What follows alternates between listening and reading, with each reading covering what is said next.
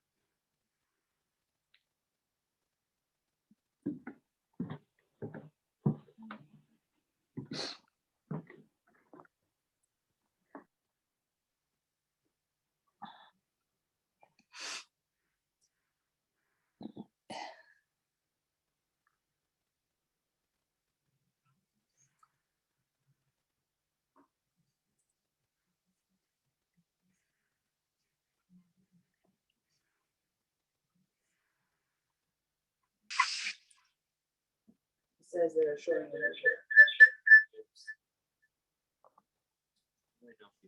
Is she doing anything? I'm gonna know. How about that? Yeah, you're.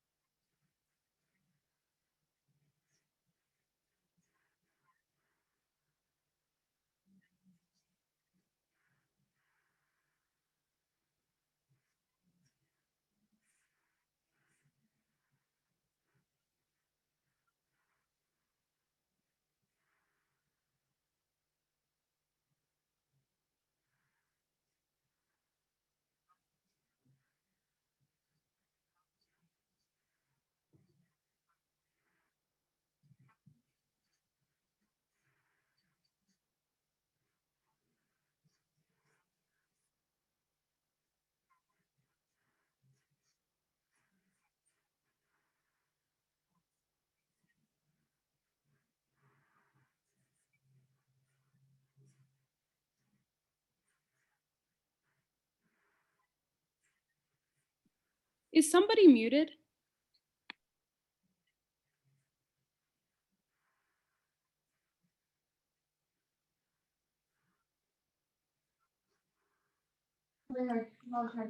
I can't hear anything. If anybody, They know.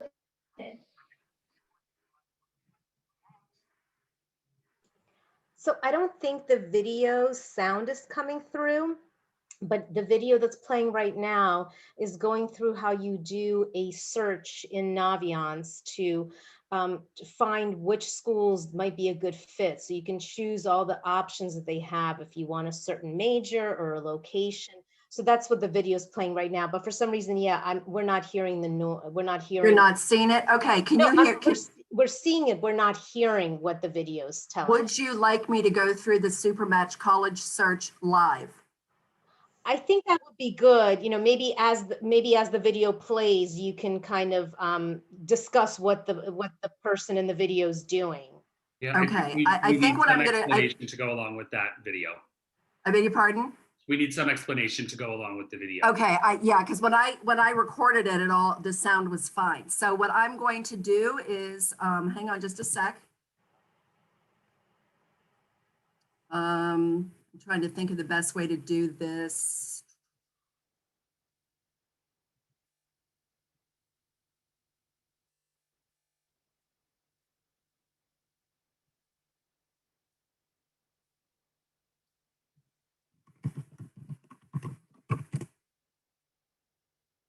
Trying to get to Naviance. I'm going to actually go through this live.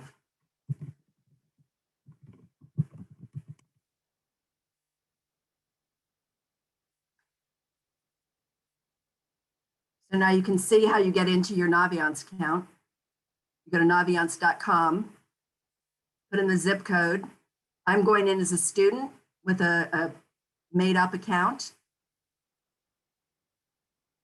So this is the Naviance homepage. What you want to do is click on colleges, find your fit, and Supermatch.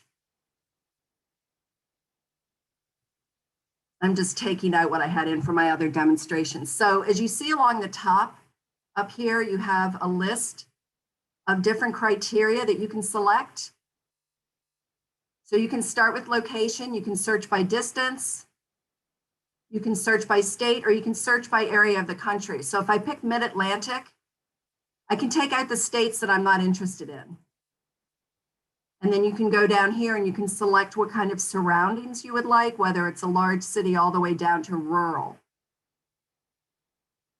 Academics, we're interested in a bachelor's degree for now. And then here you would type a major. I'm just going to put in accounting for now, but you can put in anything you like and you can add as many as you like. You can put in minors. Your GPA will automatically be populated because it is pulling from your Naviance account, and that is the same as your SAT and your ACT score, because those are populated into Naviance once you take those tests. For acceptance rate, 25% or lower means that it is a very selective school, and all the way down to open admissions where they will take just about anybody. If you're applying a little bit later in the year and you've just decided now that you want to apply for college, you want to make sure that you select a date that is later than when you are going to be applying to see which schools are still accepting applications. If you're taking AP or IB credits and you want to get credit for those when you get to college, you would check these, test optional, and so on. Student life, you can enter in clubs or organizations that you're interested in. If you want sororities and fraternities, you would check those here. Internships and study abroad, just about every university offers internships, study abroad, and most of them do offer internships. Co-ops are a little bit different. We can talk about that in person. And then of course, ROTC. How diverse do you want your how diverse do you want your campus to be? You can select just overall, or you can select a percentage of minority students, co-ed, so on and so forth. Institution characteristics, we're interested in a 4-year. Graduation rate means the percentage of students that start and finish at that university. They may move out because transfer to another school because they changed their major. The finances may have gotten out of hand. Their family may have moved. There are a whole lot of reasons why the graduation rate may not be that high. Retention rate is a little bit more important when it comes to student satisfaction because that is the percentage of students that return after the first year. So if it's a really low retention rate, there's something going on where student satisfaction is very low. If you want a small class size, then you should enter it here. If it doesn't matter to you, just leave it blank. Over here, this is the size based on the student population. So a very large institution would be University of Maryland, and then small or very small would be like BCC. And I assume most of you, if you're going to a 4-year school, that you would want on-campus housing. Now cost, I always leave cost blank because college is so expensive that if you put in the cost that you want to pay, you're not going to find anything. So we will work on that later. Get the offer. We'll talk about scholarships, and grants, and financial aid later. Athletics, that can either be a sport that you're interested in watching, or if you want to play, you can add a sport here. You can select male, female or male or co-ed. If you type in the sport, and you're interested in, varsity, you can do that, etc. You can see all that. Resources, if you get any sort of accommodations or you're ESOL or you have a physical disability, you want to check that here because obviously that's very important that your university will support that as well. So once you've made all those selections, let's see what we ended up with. Okay, so we ended up with 100% of your criteria was matched by Montclair State University, okay? So let's go down a little bit further.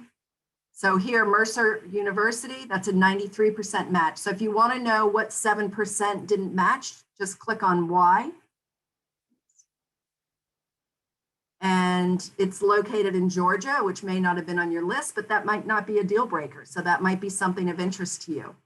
Over here, it says match, which means this is what we're going to call a target school, okay? So not all of these are going to tell you whether they're matched. Usually you'll see something in here that says safety or reach as well.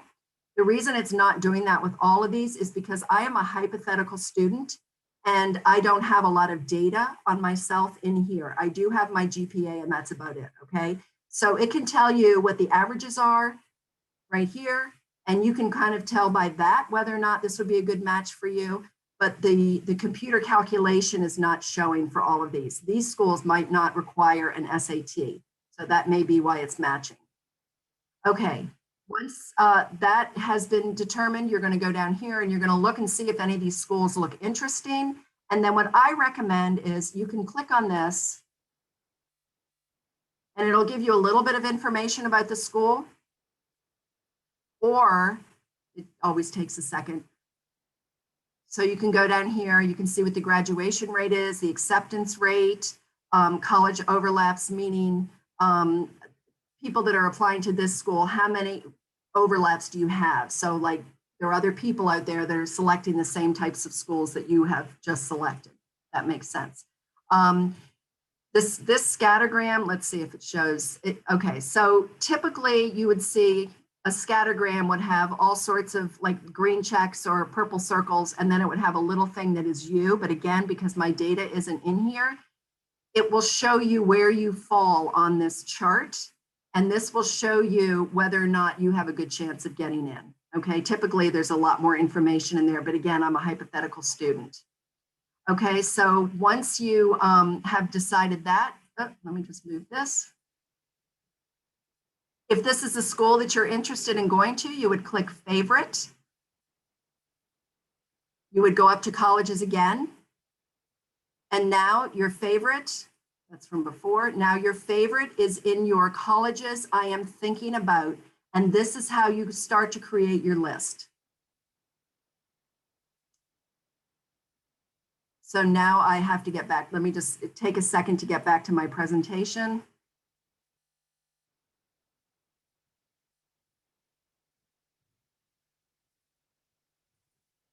Okay.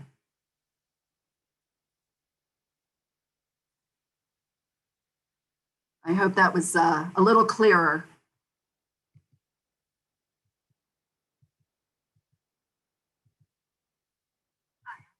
Oh, sorry.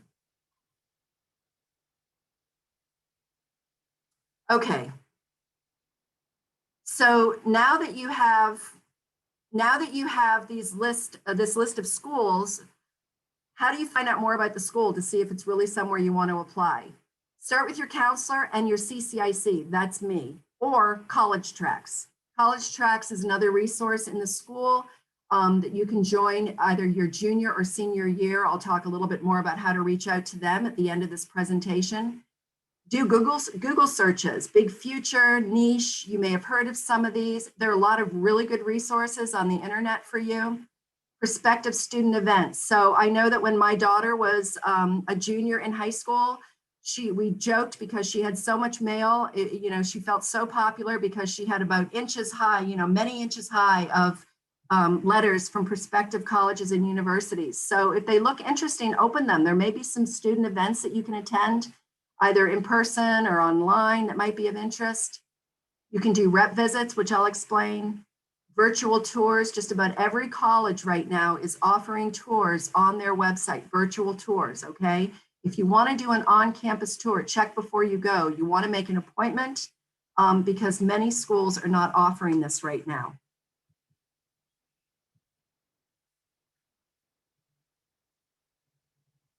Sorry, it wasn't advancing. Okay, so college rep visits.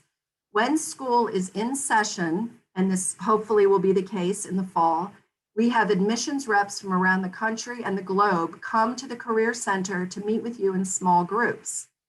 So the way that you find out which schools are coming, and we do have several that are scheduled for this spring, is you, again, go to your Naviance homepage, go to the bottom right-hand corner of the homepage, and you'll see a section that says what's new. And you'll see a list of colleges that are coming to visit. Click on more info if it's a school you're interested in, and then you'll have the option to register for that. If the visit is in person, click register, print that out, and that is your pass. If it's virtual, just register and the Zoom link will be sent to you. Okay, so, sorry. So in March 21st, typically juniors all get on a bus and they go to the, well, this year it would be the Soccerplex for a virtual fall, college fair where hundreds of admissions reps are there in person. It's a trade show. We can't do that in person this year. We couldn't last year, so it will be virtual again. This is the link. Again, you can get this on our website. It's on March 21st from 1 to 7. They're all virtual visits. You just kind of move around your Zoom into breakout rooms. Visit a variety of campuses and types and sizes, and ask lots of questions. And if it is possible to visit a college, try to go when classes are in session so that you can talk to students, talk to professors, see what the vibe is like, because it's really important that you feel that this is a place for you. Schedule an interview if possible with the admissions rep, and keep a record of the schools that you visit and what you like and don't like about each of the schools. Very importantly, at the end of these rep visits, they will give you their email address. It's okay to email them. They want to hear from you. They want to get to know you, okay? And another thing, if they know your name, when your application comes across your desk, they'll remember it. This happens all the time, okay? So it is important, and you're not bothering them, I promise. So now I'm going to give you a fun little video. I think this will make you smile, if nothing else. This is a college tour. It's a little humorous, but I happen to like this one.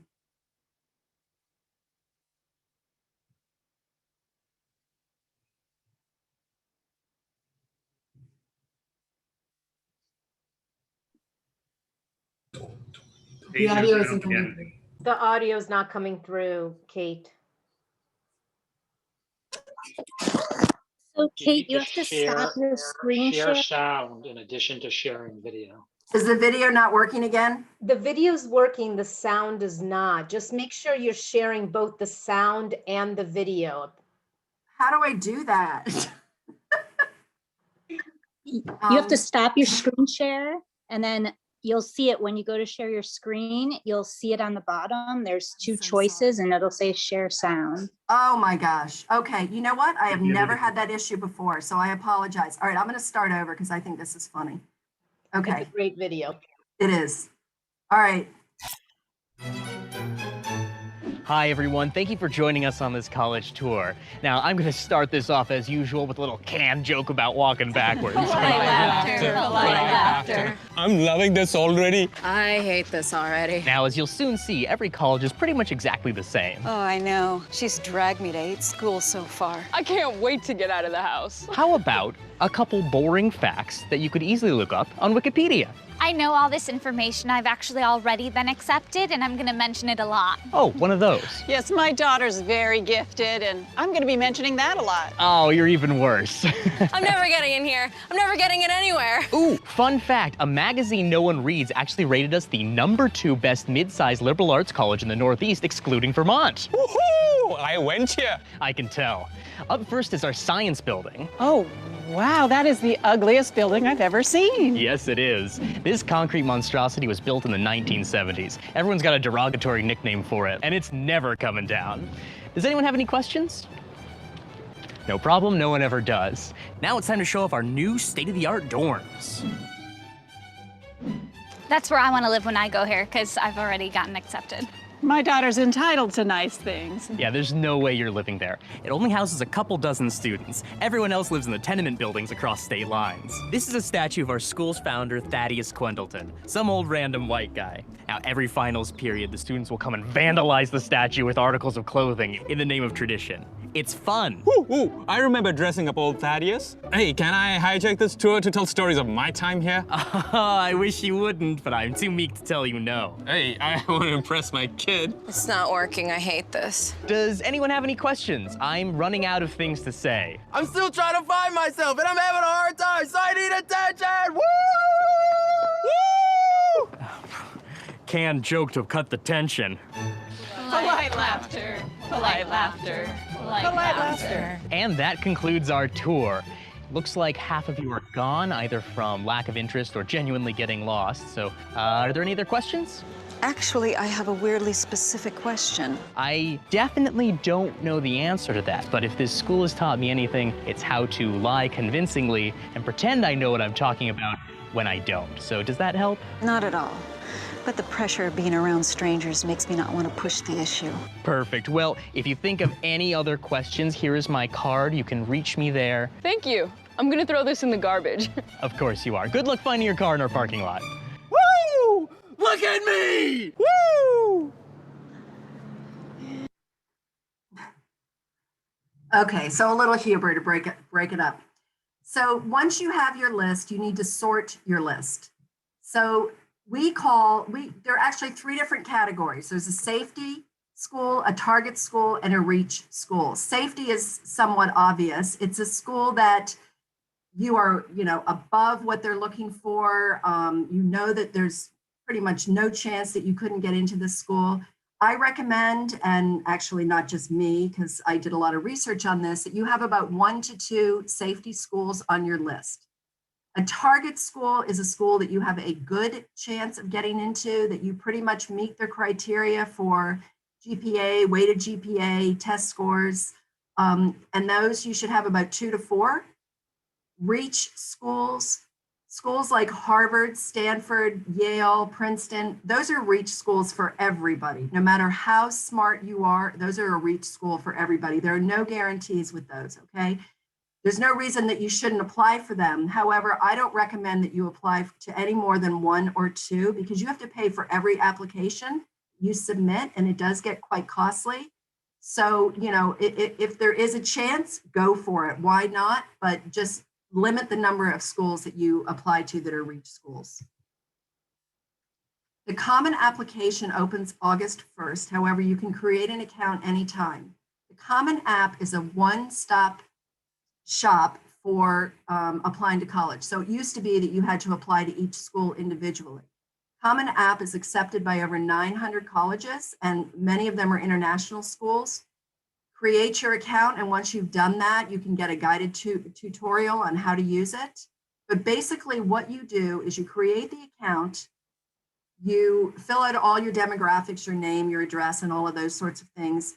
And then you will tell the application which schools you're applying to. You'll do one essay of a maximum word count of 650. That will be sent to all the schools you're applying to. And then the Common App will direct you to the different pages for the different schools. And it will tell you if you have to do a supplemental essay or answer additional questions, etc. The Coalition app is something very similar, but it's only accepted by 135 colleges and universities. University of Maryland switched from the Common App to Coalition, I don't know, to about 3 years ago. They switched back to Common App, so now they take both.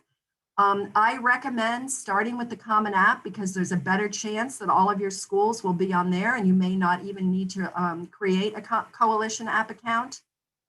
The essay word count is 550. So I recommend that you do the longer one first because I think it's easier to shorten your essay rather than increase it.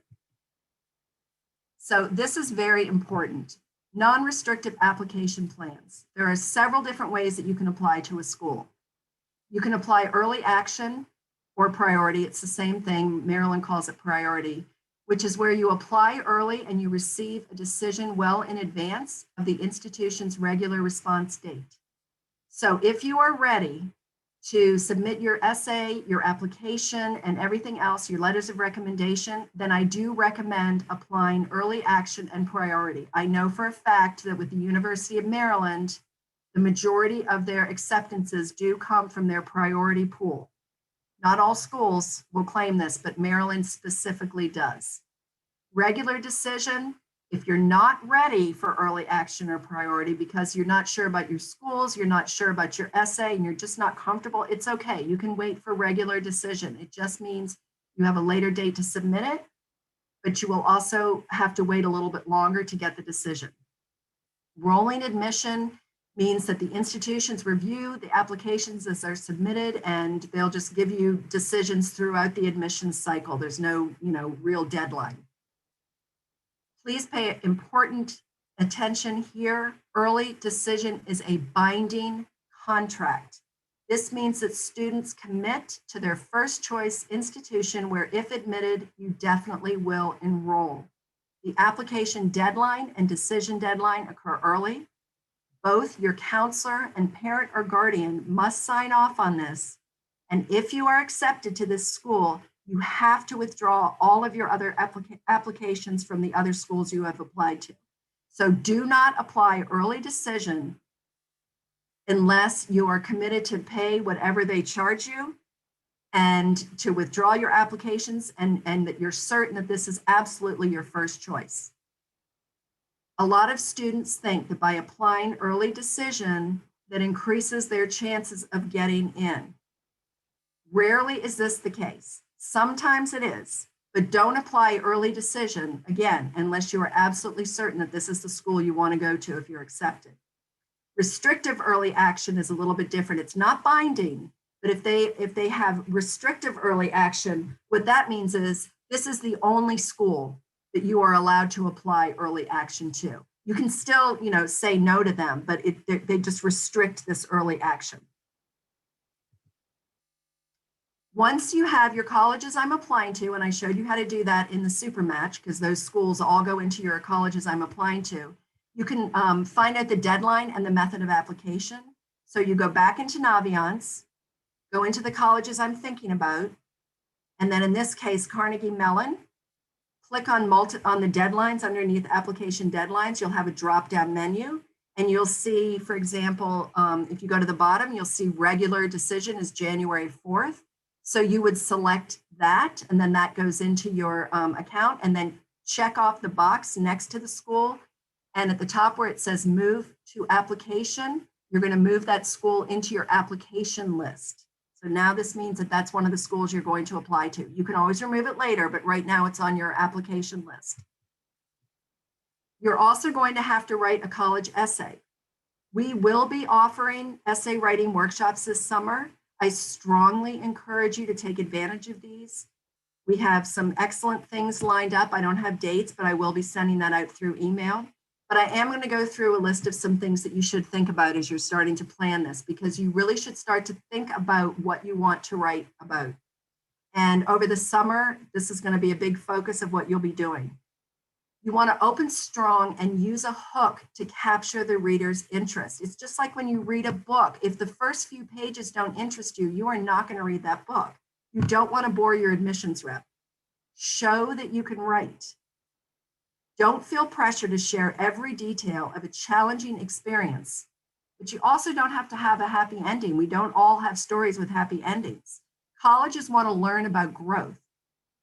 How did you react or respond to the subject of your essay? Write like you speak. Use words that are natural to you. Don't just keep referring to the thesaurus because you want to use big words. These admissions reps are experts, and they only have about 7 minutes to review your entire application. So how many minutes is that going to be on the essay? Avoid a list on your essay. All of that is on your application. The essay should be about something that they can't see in your application. Reveal your character and be authentic. And add a touch of humor. That's okay. They want to know that you're a real live human being. Imagine how the person reading your essay will feel and think outside the box. It doesn't have to be the standard typical essay about, how you won the football game or something like that. It could be about something that's so obscure you would never typically think to write about this in an English class. Mechanics do matter, but save this for the end. Proofread. Have someone review it and do not go over the word limit. And to me, the most important thing is read it aloud to yourself and hopefully to somebody else. Many colleges have gone test optional during the pandemic. Many have already made the decision to continue to be test optional next year. If you are able to schedule a test, you can practice at Khan Academy for free. There are also lots of resources for boot camps and college prep. Montgomery College has, SAT prep. There are lots of resources that I can share with you. It has been announced that juniors will be taking a free administration in school on April 13th. You should have signed up for that by now. If not, you need to contact me tomorrow and let me know because the deadline has passed. Test scores, if you decide that you want to submit your test scores, they have to be sent directly from the College Board or from ACT. I cannot send your test scores. You have to do it yourself.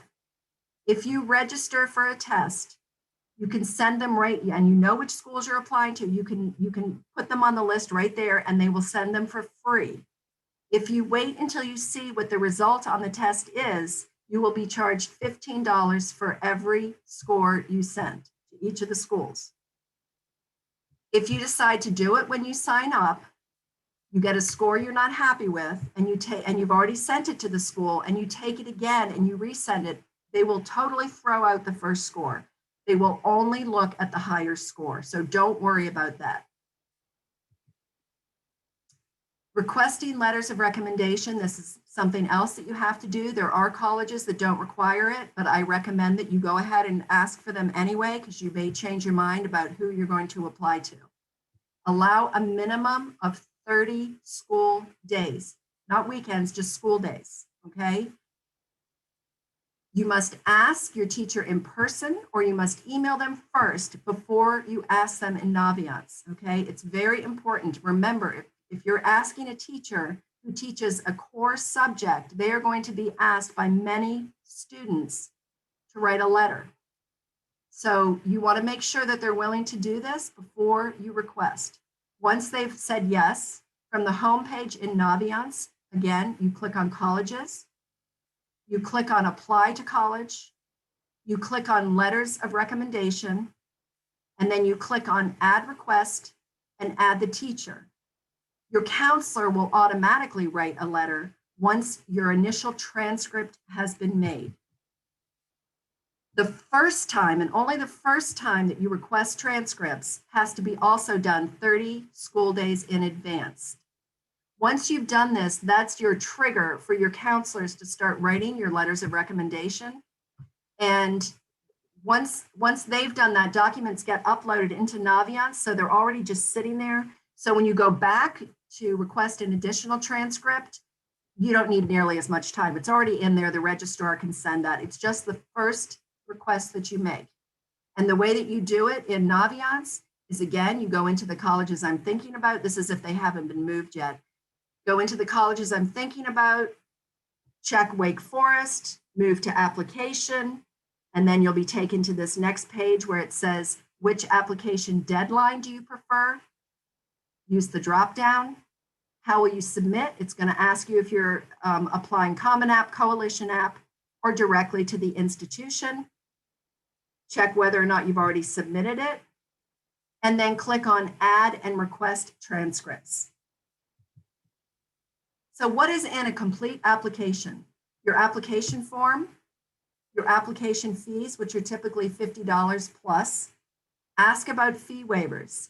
If you qualify for free and reduced lunch, or if you've gotten a fee waiver for ACT or SAT, or even if you've had a hardship during COVID, ask me. We will talk to the reps. I will provide you with a fee waiver. I'll do whatever I can to help you out here. Don't be afraid to ask. Your high school transcript, which will be sent by your registrar, the registrar in the counseling office. Some schools, a lot of schools will require your final transcript. This won't be mailed until after you graduate. It's very, very rare that a school will ever rescind their offer of admission, but some of them do want to see your final transcripts, and they also may want to see your first quarter report card or your mid-year transcript. They'll want to see if you're deciding, if you decide that you do want to submit test scores, they'll want to see your ACT or SAT, again, sent directly from ACT or College Board, your letters of recommendation, your essays. If it's a music or art school, they may want an audition or a portfolio, and some schools require interviews.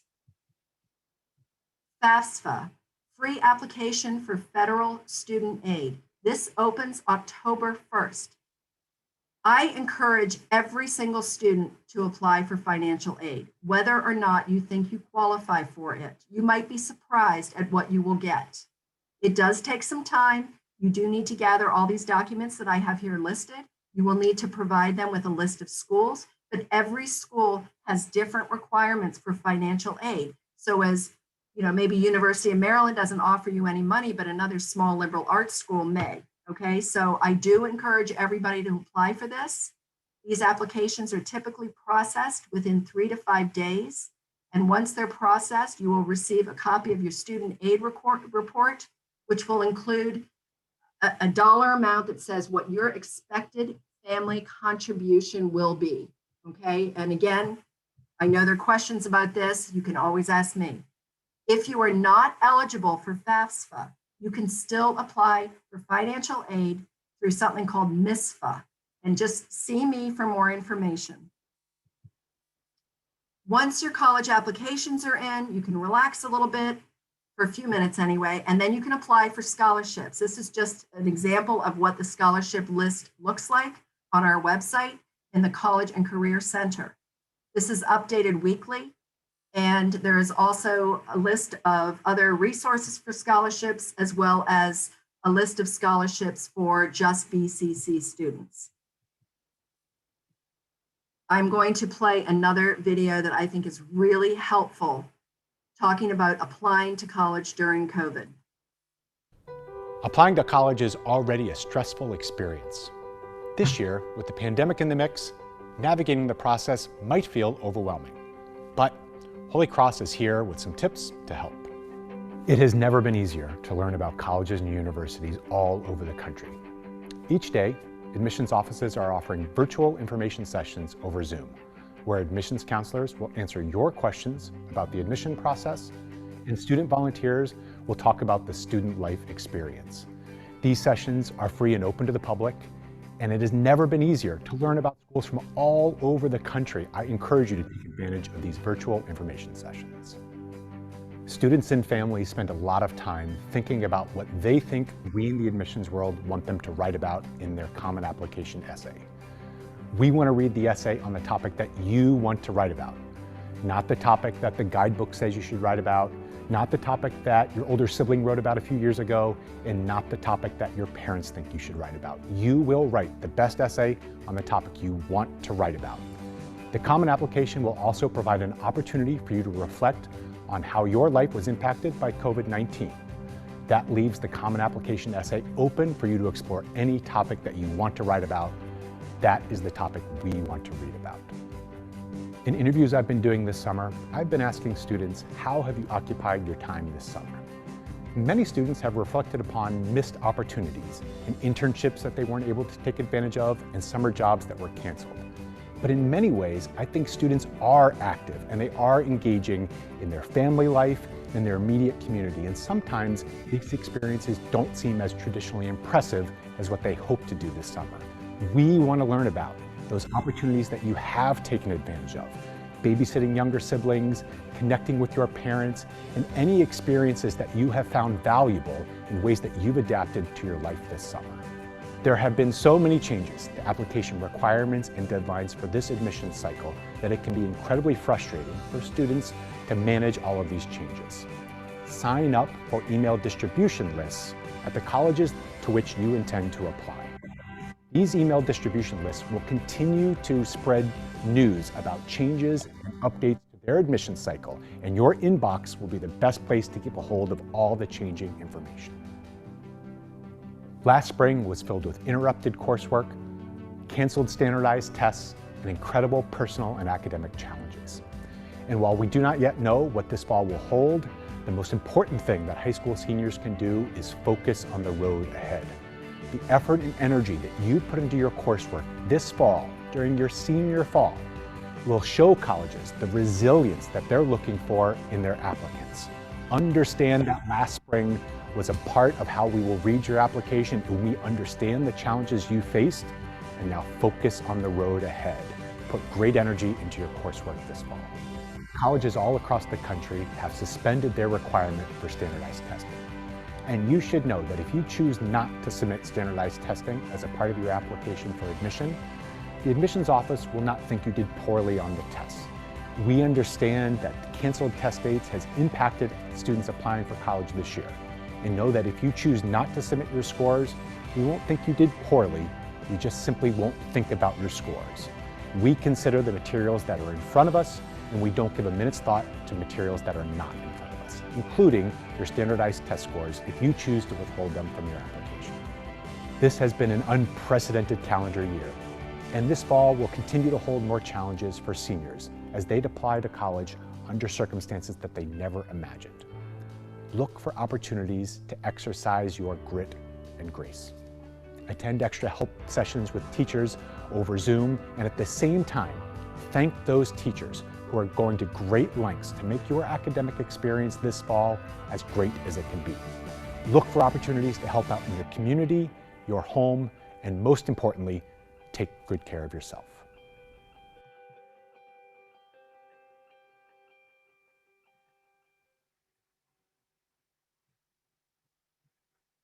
Okay, so how are applications reviewed? The college buzzword is holistic review. And per College Board, what that means is flexible, highly individualized process by which balanced consideration is given to the multiple ways in which applicants may prepare for and demonstrate suitability as students at a particular institution. Considerations: how has the student challenged themselves inside and outside of the classroom? What challenges has the student faced? And what type of student member of the community will the student be at our school? When they're reading your applications, they're imagining what you're going to bring to the campus. So I realize that this is a little hard to read because this is a copy of a copy. I took this from NACAC, which is the National College Committee. And this is from 2017, before COVID. But I was just curious how much importance was placed on each of the criteria that goes into a review of a college application. And I found number one is the grades you get in all courses. Almost 75% of the reps that review applications give this about a 75% importance. Grades in your college prep classes, 73%. The strength of your curriculum, the rigor of your curriculum. Are you challenging yourself? If you are getting A's in all of your on-level courses, but you're not taking any honors or APs, they're going to wonder why. Because obviously you could challenge yourself a little bit. Pre-COVID, admission test scores, they were only considered about 45% considerable importance. They were about 37% moderate importance, and that's before COVID. So that should make you feel better. The essay, about 23%. And I know a lot of you have been worried about extracurricular activities. Again, before COVID, they were only considered really important. About 6.4% said that that held considerable importance. Important reminders for you. You must schedule a senior meeting with your counselor. You must complete, and I don't know exactly, I moved over from another school. We held these during the summer. I assume that BCC will do that too, maybe starting at the end of this year. Sort of depends on what the schedule is for the school. Complete your BCC student reflection survey by June 10th. Parents have the option. There's also a question in there for parents if they want to write something about their student. Again, this is in Naviance. They're in the About Me section. Click on My Surveys, click on Surveys Not Started, and you will see the student reflection. Pay close attention to application deadlines. Check your email on a regular basis. This is how colleges connect with you. If you are receiving financial aid, this is how you will find out. MHAC will send you an email. If you don't respond, they will give your money to somebody else. Don't wait to get your SSL hours. I realize that these requirements have changed because of COVID, but check with your counselor and make sure that you have met those. Don't wait until the end of the year. Make sure all your obligations are paid. If you're sending your test scores, make sure that you send those directly from College Board or ACT. If you're not sure whether you should submit them, talk to me or your counselor about it. Only apply to schools that you want to go to and that you could see yourself at. Don't apply just because you want to see if you can get in. I know that a lot of you want to do that, but you know, that's the application fees add up and that could go towards one of your textbooks. Don't apply early decision unless you are 110% sure that that is where you want to go and that you can meet that financial obligation. Use your legal name on everything that you submit to colleges. This has caused all sorts of problems in the past. Make sure that you do that on all documents. That's your FAFSA, your application, everything that you submit. And you can go on, once you've applied to these schools, you can go on to the portals of those schools, you create an account, and then you can go into the portal and you can get important information about your application. We also have the option of Montgomery College. It's a simple online application and you can apply as early as October 1st for free. They do have honors programs there, the Scholars Program and the Macklin Business Program. You can pretty much get guaranteed, you know, that if you get into one of these programs, the Scholars or the Macklin Business School, you're almost guaranteed acceptance to any Maryland public university. And I just had a student who graduated from the Scholars Program who is now in Johns Hopkins. So it's a very rigorous program. If you don't take the ACT or SAT and you go to Montgomery College, you may be required to take the AccuPlacer, which is a placement test to see if you're ready for college level courses. And you have to do that before you can register for classes. So tips for parents. I went through this 2 years ago. Understand there is going to be a lot of stress in your house. Don't keep asking your child what they're doing. All their friends' parents are going to be asking them where they're going. It's very stressful for you and for your students. So try to be mindful of that. Acknowledge that your student may see a peer's opinions and ideas equally or maybe even more important than yours, work together. That's really important. And encourage your teen to get to know him or herself and let their choices guide this, because they have to live with this choice. And first year is very difficult. So you want them to be happy and comfortable with their choice. Resist the temptation to be critical or judgmental. Encourage your student to brainstorm about and solicit feedback about the very important college essay. I mentioned college tracks earlier. It's a program for juniors and seniors who need help with the college access process. They work very closely with me. We're located in the same space, and they have expertise. You know, we kind of complement one another. They are really good with the financial aid piece, and they are great at supporting our students. We work very, very closely together. Ms. Harris and Ms. Rahel are there. They're not in the school this year at all. They've already, committed to being out for the rest of the year, but they are available virtually.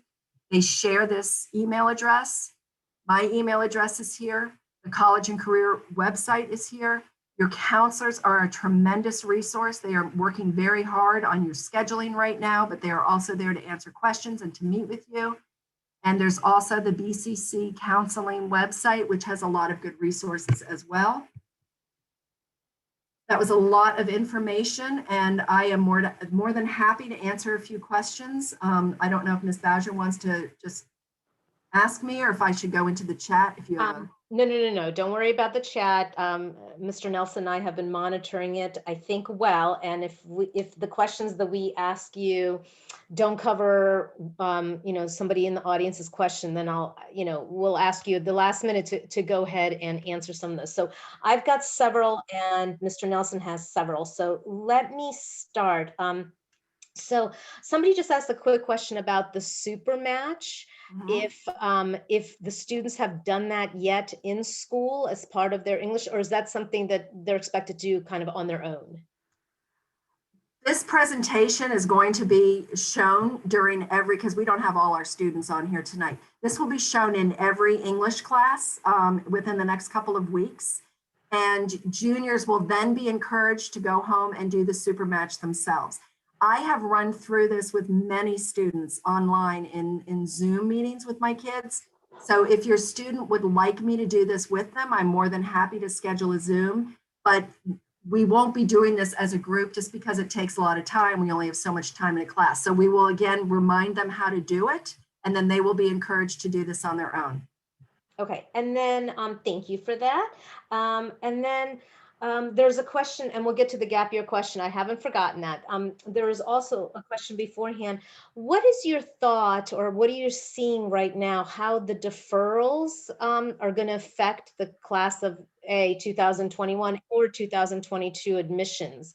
The COVID deferrals or the unexpected gap years that people took after they got, admitted. This is very uncharted territory, and this is a subject that comes up a lot with admissions reps. I say guarantee lightly because nobody can really guarantee, because nobody's been faced with this before. But the concern is that if students are deferring their acceptance in institutions, that's increasing the pool of students that are going to be sitting there waiting to go in a year when you all are ready to go.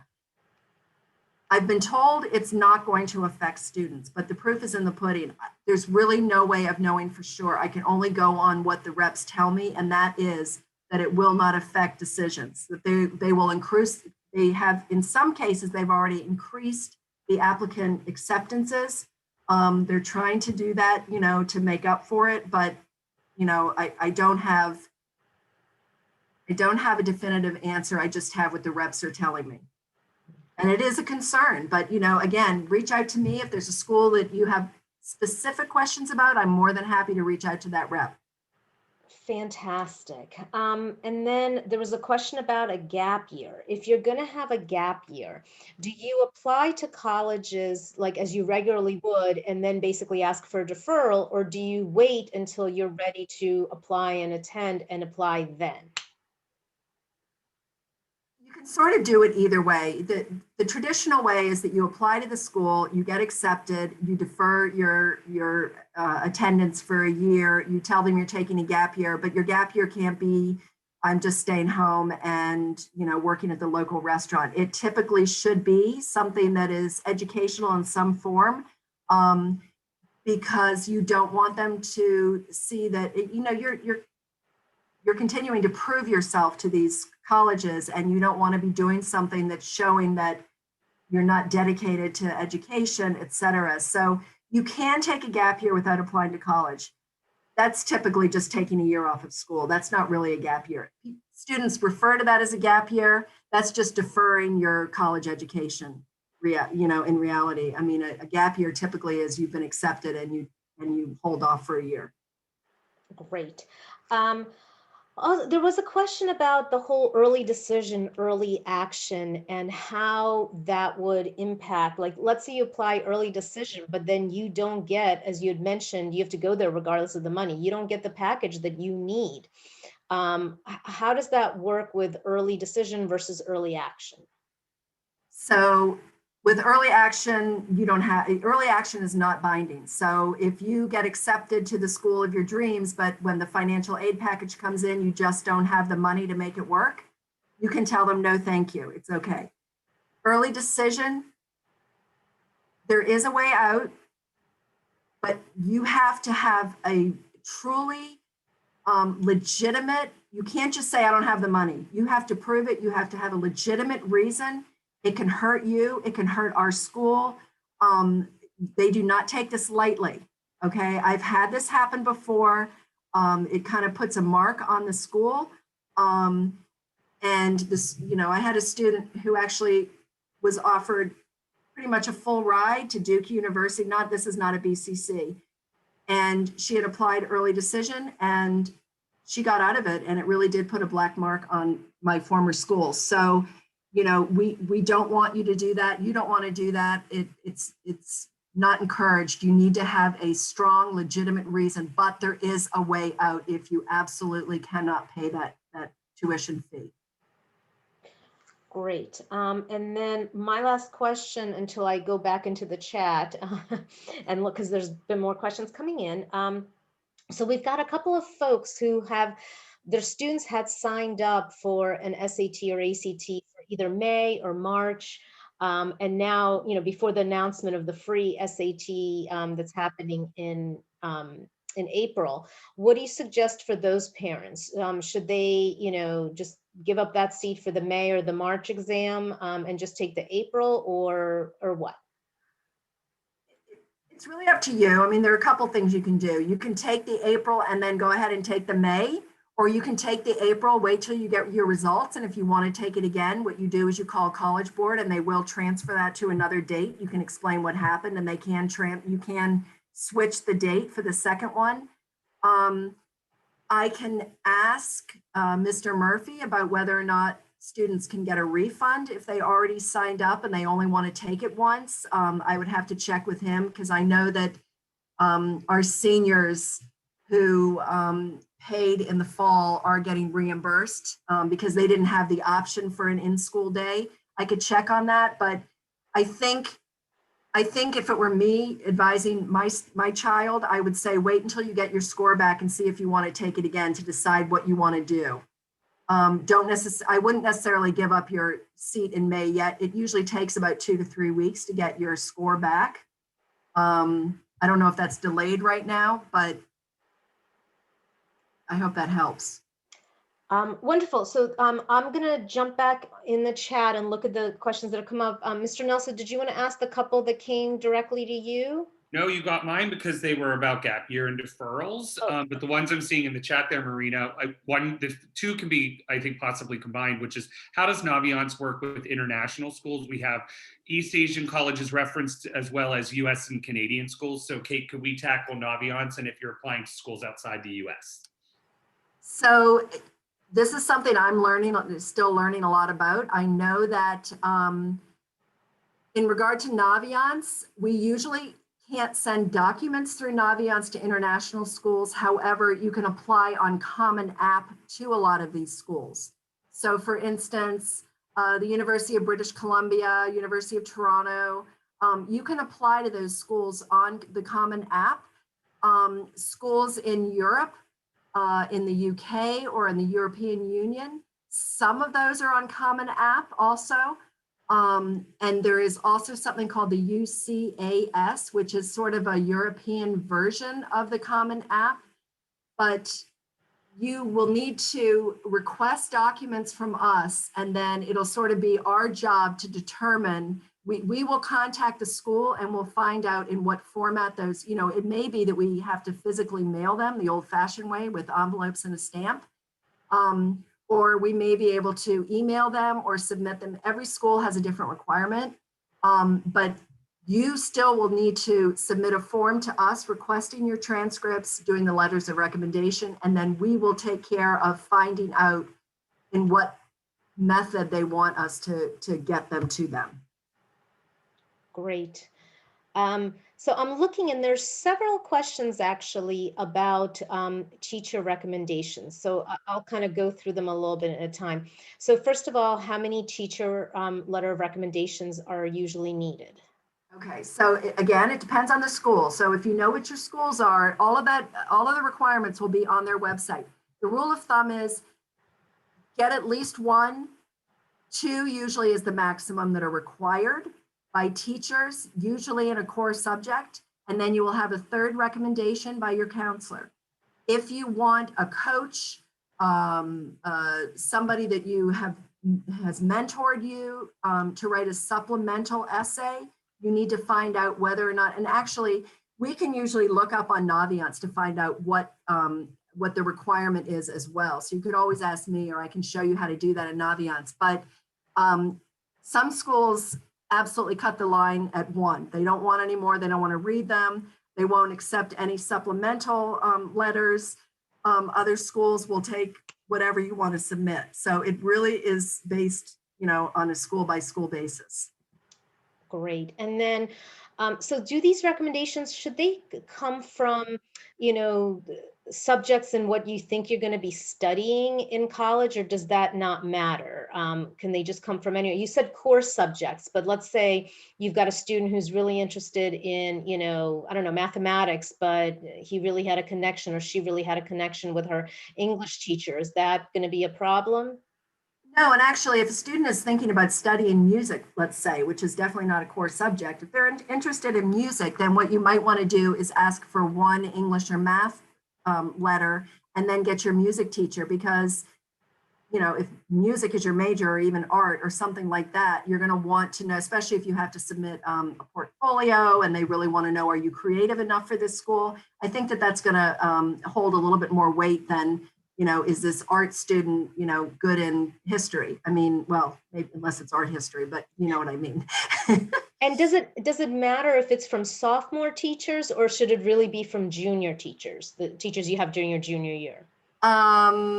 It can be sophomore. I wouldn't go any earlier than that. Okay. Going back, there's more coming in. Okay, so if students, I think we finished with all the recommendations that that are the questions. So now jumping to the ACT and SAT scores. So if a student automatically sends ACT scores to schools and they don't do well, or not as well as they'd like to, and are not going to retake it, can they pull the scores back from the schools?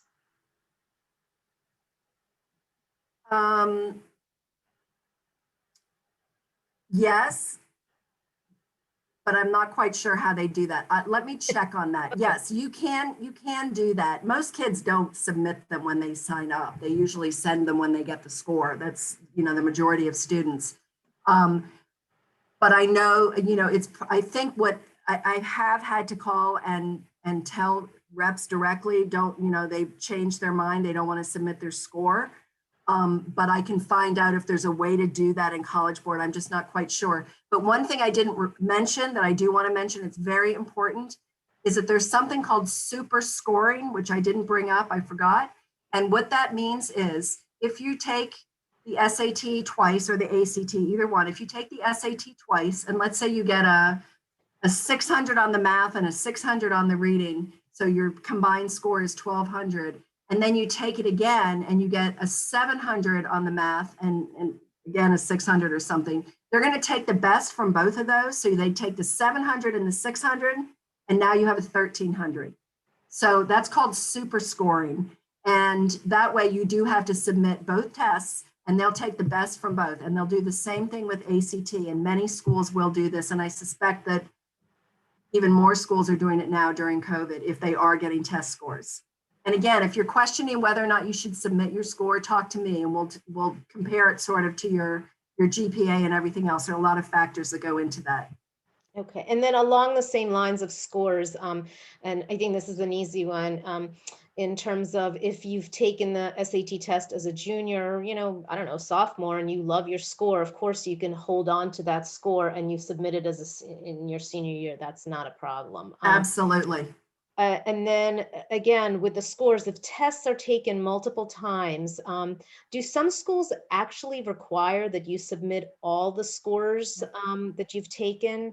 I know some of them used to, right? Like some of the Ivies used to, but as far as I know, you only submit the ones you want to submit. Okay. And they can't access them. So the school day, somebody was asking me earlier, does that automatically get sent to colleges? No, it does not. You have to go in and request that. Okay. And we're, before I jump on to some of the other questions about test optional, so you mentioned the whole requesting transcripts. The question is when and where in the process is that? Does that happen? And just, it's not like you're doing that over the summer. No, you're not doing that over the summer. So the first deadline for college applications, and there are very few schools that are this early, is October 15th. The big one is November 1st. That's University of Maryland and a lot of big state schools. And, so that's the really big deadline. You have to give us 30 days notice to request the letters, 30 school days to request the letters of recommendation and the transcripts. So I would say the letters of recommendation, you may want to start talking to your teachers now to find out whether or not they would be interested in writing a letter for you, because I know a lot of teachers start doing that over the summer. Okay, so you want to get, and you also want to get in there before the other 200 kids have asked the same teacher. So, go ahead and you can't really ask in person, but even if you do ask virtually or in person, I would follow up with an email, okay, just to remind them, because they may want to go in and, go through their old email just to remind themselves who's been asking, okay? And as far as transcripts, probably, right when you get back to school in September, sometime after that, you could start, thinking about asking for the transcripts, but not during the summer. You don't have to do that. And the directions, by the way, just to supplement, the directions for how to request transcripts, they're on the college website and also on, I think, on the college advisory website. There's like a form that you fill out and it walks you through it. So in that regard. Yep, it's just a Google form, very simple. Okay, and okay, so I'm just going through, there's a lot more questions. So I just want to mention one thing. So some, we'll hopefully get to these questions. And if we don't, because we're nearing 9 o'clock and I know, we need to be respectful of everybody's time. What we might do is we can have these questions kind of answered, in an email form once we kind of, because we have 19 more. So, oh my goodness, yes. Yes, so they keep coming in. They're all good questions and they're all necessary questions. And this is a big process. So I'm glad people are listening and kind of following up on things.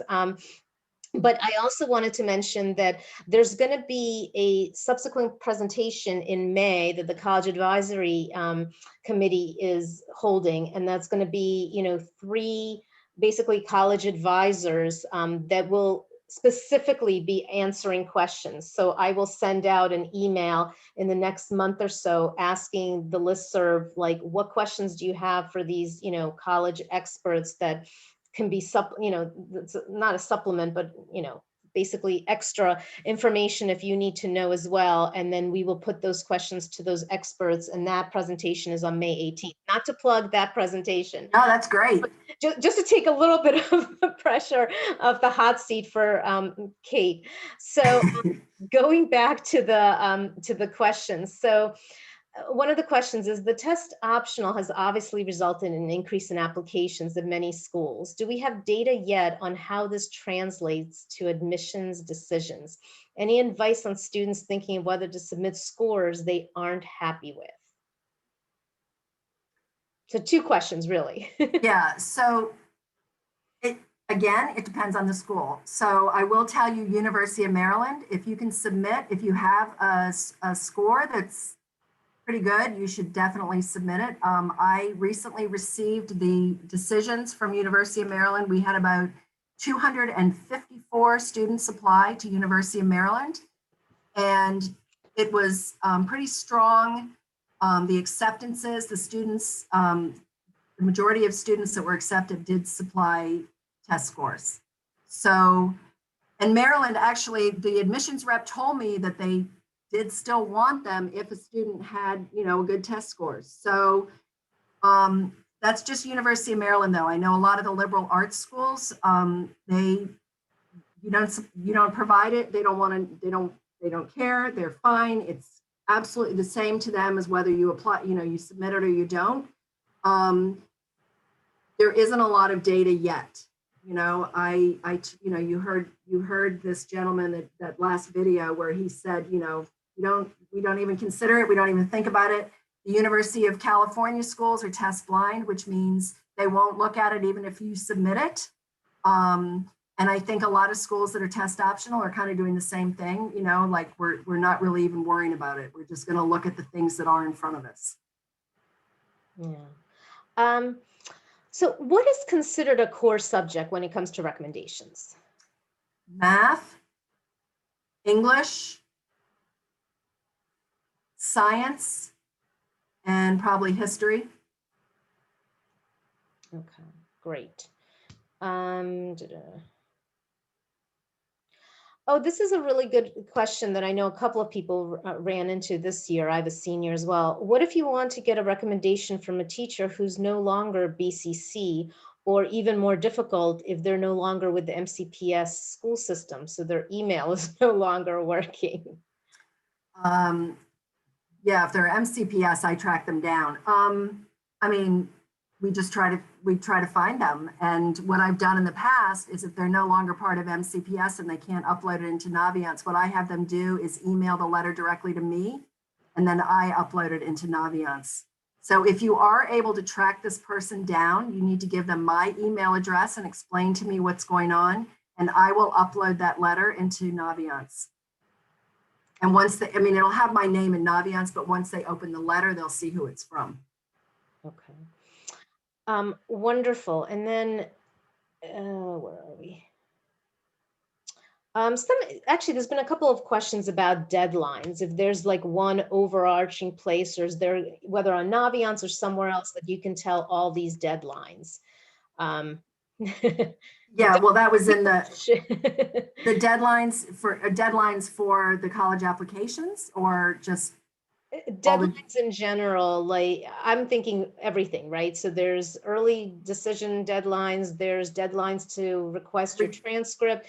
Like, that's what I'm saying. It sounds like it would be lovely if there was a big spreadsheet about all the deadlines from all the schools and the BCC deadlines, but I don't think there is one like that. Like, as I showed earlier, when you go into your colleges I'm thinking about and you're moving it to applying to, it shows you what all the deadlines are for each of the colleges. But yeah, there isn't really like a one-stop shop for colleges, because there's so many colleges and they all have different deadlines. And that one example of Wake Forest, I don't know if you saw that drop down, there were, like 10 of them on there. So, that's something I could try to work on, though. Maybe there's some way that I can, especially the schools that everybody applies to, like University of Maryland and Towson and all the big public schools in Maryland, and some of the Ivies. I'm more than happy to put something together that might be helpful. At least it'll give you an idea, like what are looming deadlines. Like I said, October 15th is the first one, but November 1st is the really big one.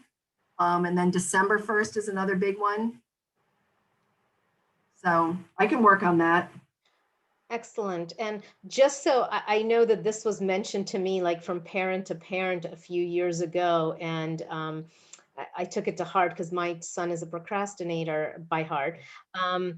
they say the deadlines oftentimes, since everything's being submitted through Common App, be very mindful of submitting it before the actual deadline, because inevitably in some of these bigger schools like Maryland, the system crashes, and it doesn't matter if it crashed. If it's not in by the deadline, it's considered late, So if there's like a November 1st deadline for University of Maryland early action, submitted at least 2 days before.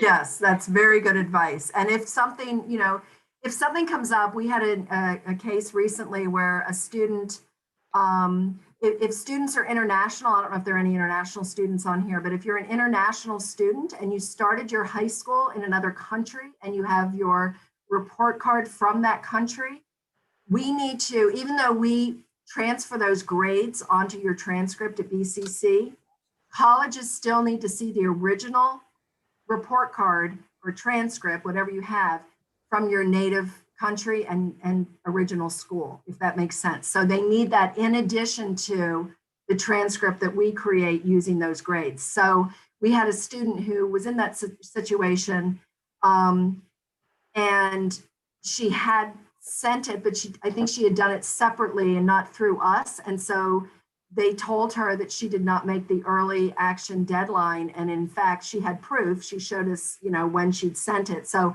I was able to work with the University of Maryland rep and get that remedied. So, again, that's just another reason. If you have a question like that, don't hesitate to ask. What's the worst that can happen? I can say I can't help, but you can at least start with me and ask me. Wonderful. I've got a question about, just what's your perspective on SATs versus ACTs? That is the $1 million question, everybody. Well, I'm finding that at BCC, more students take SAT. And at my former school, more kids took ACT. So my feeling with this, and this is what I did with my own daughter who graduated 2 years ago, is I had her take both once. And we saw how she did on both tests. And whichever one she felt she liked better, she actually liked the SAT better.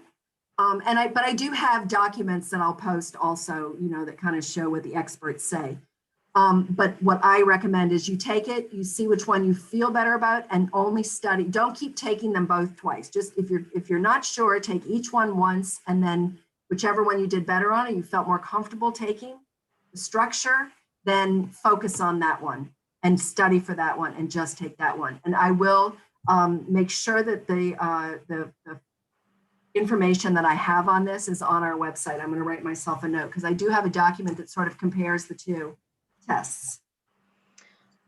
We do have some more questions about the SATs, like can you hold back sending the SAT score, meaning if you can you just send the math, only send math and reading score or something like that? That's not possible. No, you have to send the whole test.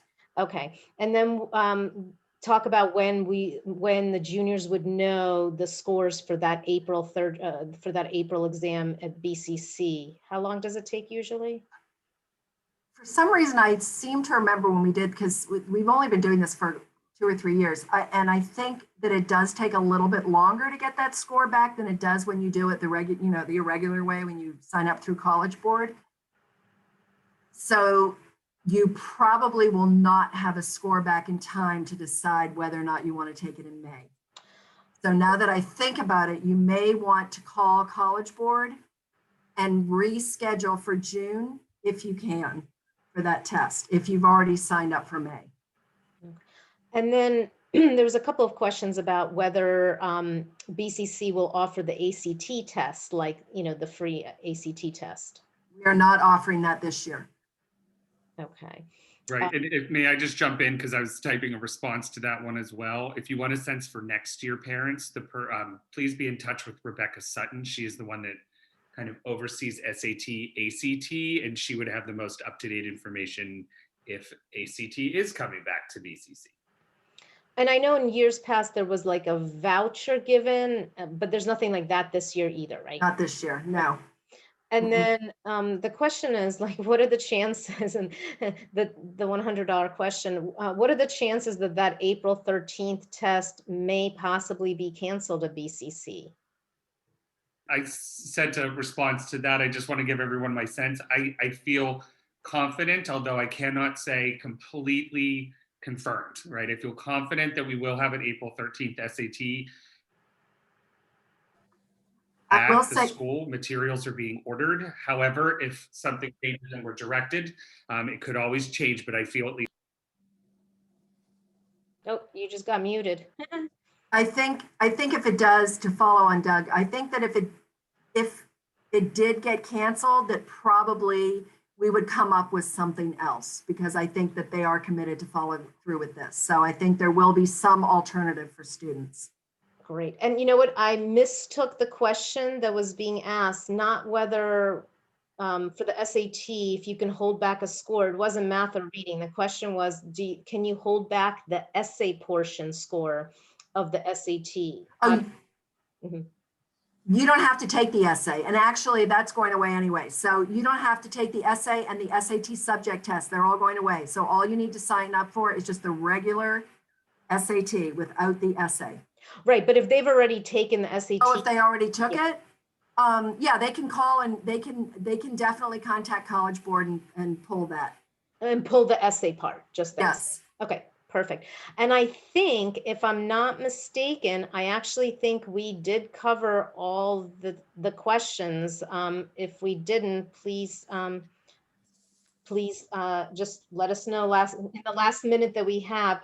There was a question in terms of like a very broad question, like when's the best time for juniors to be applying to colleges, but I'm assuming your answer is depends on when the college deadlines are. You know what, it's really like when do you have time to really focus on this? If you want to do this early, I have plenty of kids that do this over the summer. I mean, if you want to do this early, by all means do it. But just, again, be mindful of those deadlines and if you want to talk this through, I love talking to kids. I'm happy to talk to parents, but I usually like the child to at least be involved. So, just email me and we can schedule a meeting, a Zoom meeting, and we can talk through some of these issues. And if you have questions, please email me. I'm very responsive to email. I'll get back to you the same day unless, I'm out of town or something, but, don't hesitate to reach out to me. And I can't thank you enough, all of you, for being here tonight. This is a wonderful turnout. So thank you to the CAC for organizing this. Ms. Heel, thank you so much. We've kept you on the phone way too long, but you have so much information. Like, I'm sure this is something you could discuss for like hours and hours, but we won't force you to do that. Thank you, thank you, thank you. Thank you. Thank you very much. Thank you everyone for your time tonight. Great to be with you this evening. Yes, thank you very much.